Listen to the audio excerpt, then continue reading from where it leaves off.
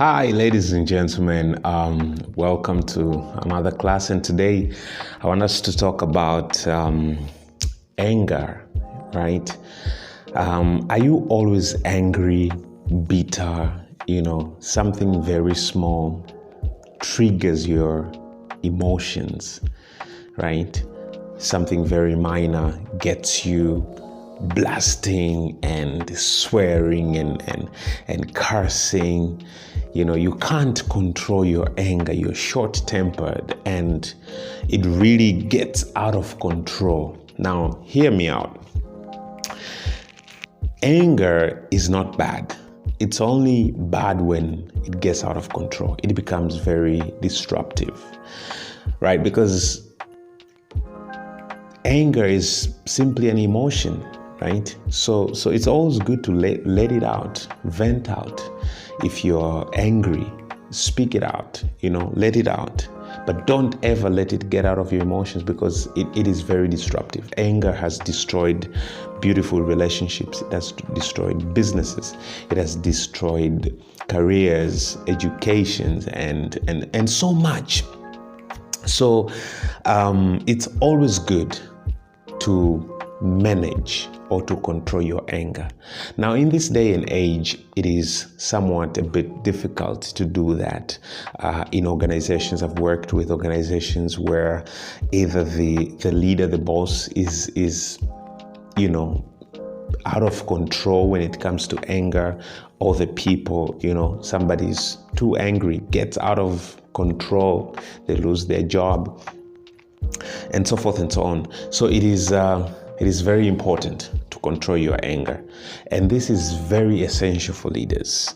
One of the best characteristics of a great leader is their ability to really manage and control their anger. Because you can imagine, when you're a leader, you're at an advantageous position. If you cannot control your anger, it means you will do disruptive things. You will cause distractions. You will take measures. You will take... Man, it's crazy. It's crazy.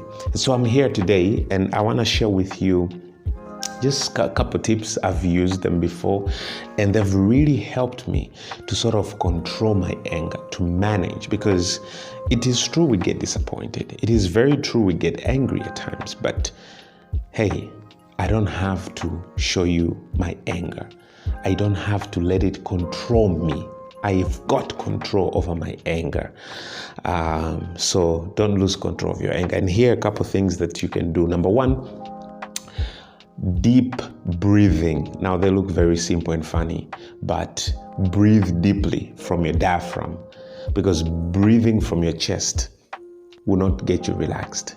So picture yourself breathing up from your gut. Now let's do this. 1, 2, 3. Inhale and exhale.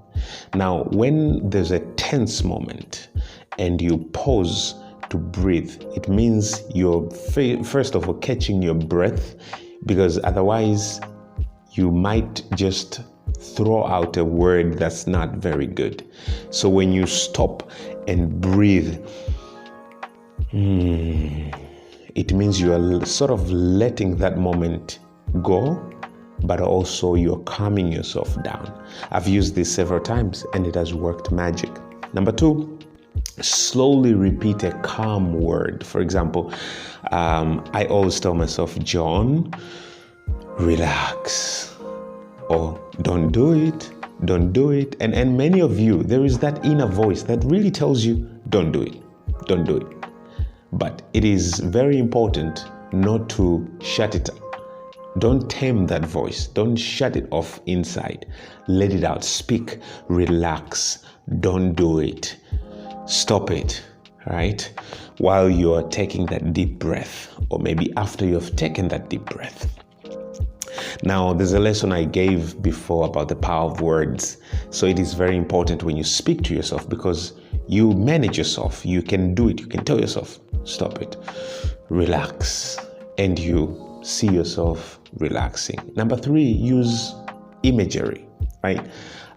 visualize a relaxing experience from either your memory or from your imagination. Maybe there's a holiday that you went to and it was very thrilling, very nice, sleeping by the beach, ocean waves, and there's sand there, and man, just use imagery, right? There's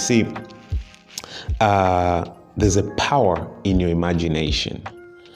Someone once said, what the mind can conceive, it can achieve. So if that's true, then if you use imaginations of a calming moment, right, a relaxing moment, then it might just come to fruition as you're using an imagination. So use imagery.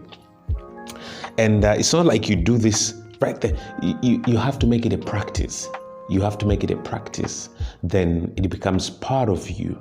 Then you will be able to go through tense situation over and over and over without letting anger get a hold of you. And the last one is, I always suggest some non-strenuous exercises. You could do slow yoga like exercises to relax your muscles. You could stand up, stretch a little bit, take a walk.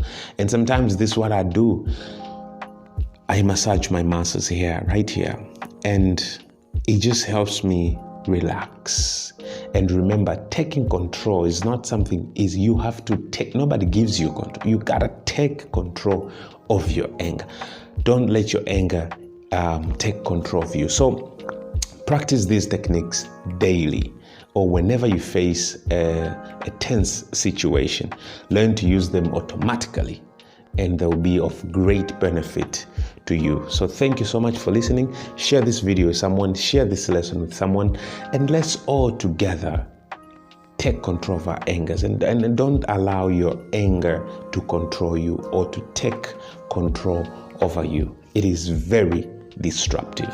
Thank you so much for listening.